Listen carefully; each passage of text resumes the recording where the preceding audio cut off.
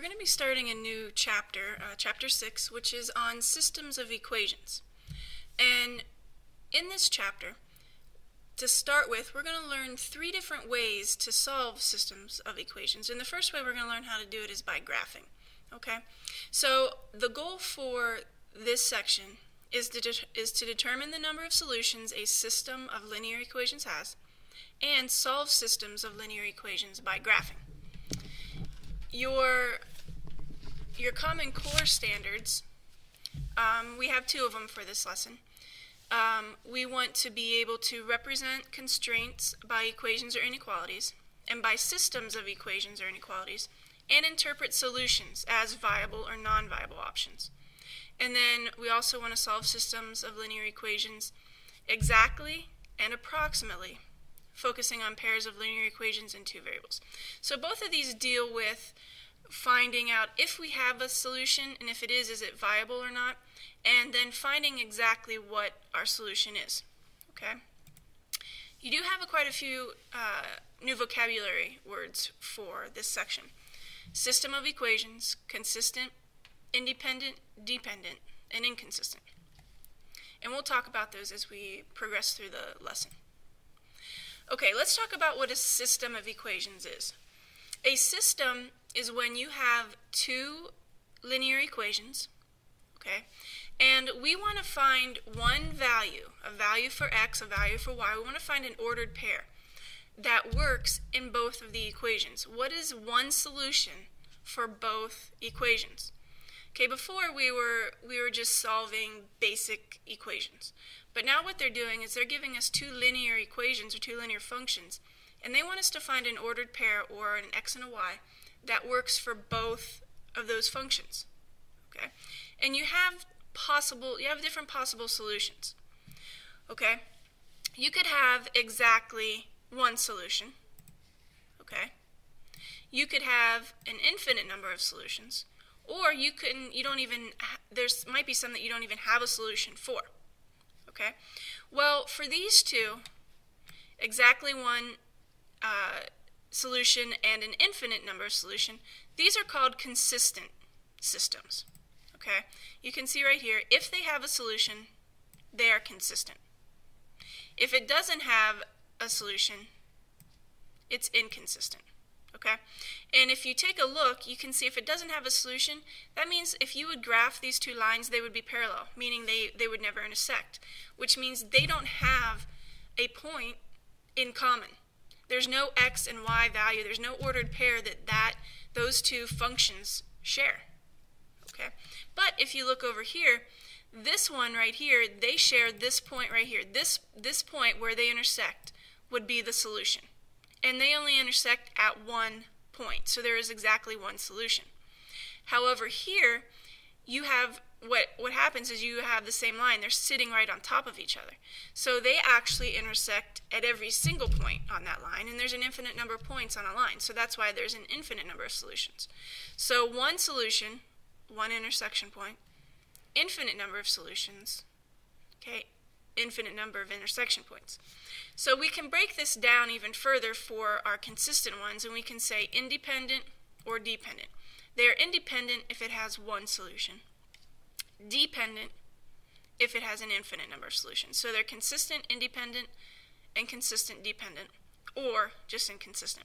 And these are your new vocabulary words that you've got to get used to doing, and we're going to practice this, so you'll get used to labeling your different types of systems. All right, so let's look at the first example here. Use the graph to determine whether the system is consistent or inconsistent, and if it is independent or dependent. Well, if we look here are your 2 equations graphed. Okay? And you can see that they're parallel. So because they're parallel, there's no intersection point, which means they don't have a point in common. So there is no solution. And therefore, since there's no solution, your system is inconsistent. Okay? Example B, use the graph to determine whether the system is consistent or inconsistent, and if it's independent or dependent. Well, if you graph these 2 lines, you can see that they do intersect at one point. So the solution to this system would be the point, what we got, 2, -1.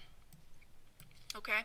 And because it has exactly one intersection point, okay, it's going to be independent, and because it actually does have a solution, it's consistent. So this system is consistent and it's independent. Again, they intersect at one point.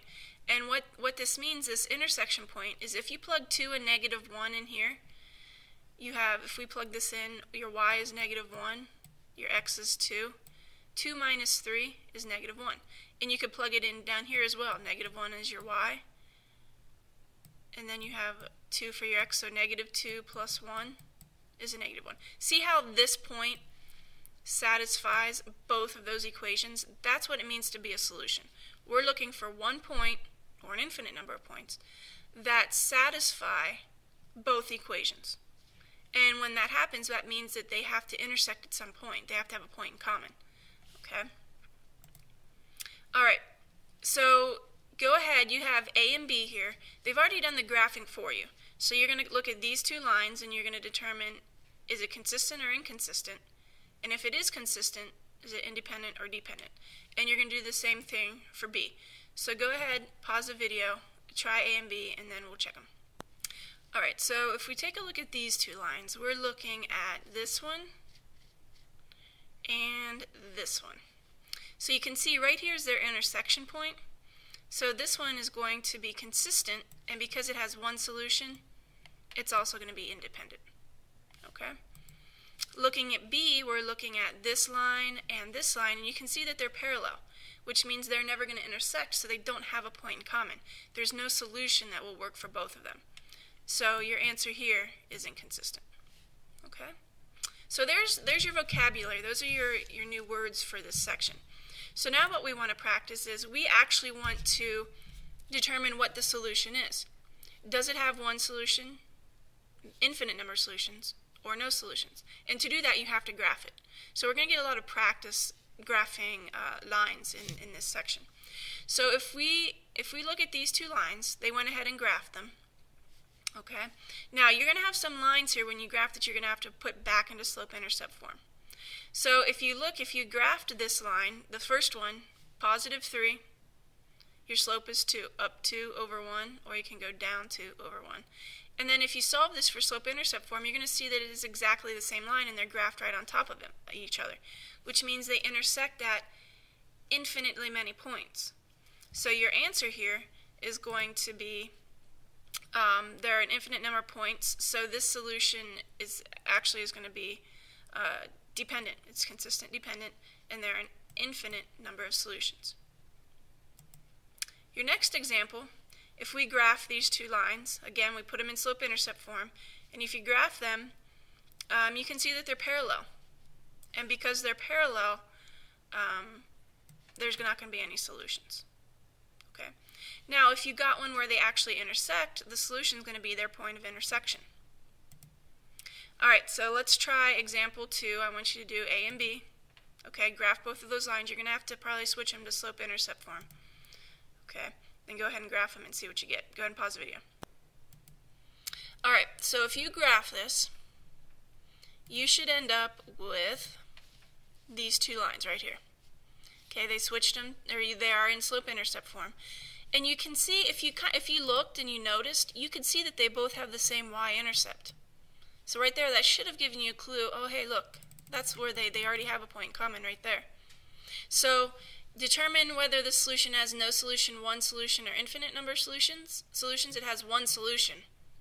And if it does have one solution, what is it? Well, that point is 0, 3. This is the only x and y value that satisfy both of these equations if you plugged them in. Okay? So your solution for this system is 0 and 3. Your next two equations, okay, they didn't put them in slope-intercept form, so you had to change them. If you graph them, you would see that they ended up being parallel. Okay, they have the same slope. They have a -1/3. So in this case, it has no solutions. Okay? So this is basically what the first lesson is on.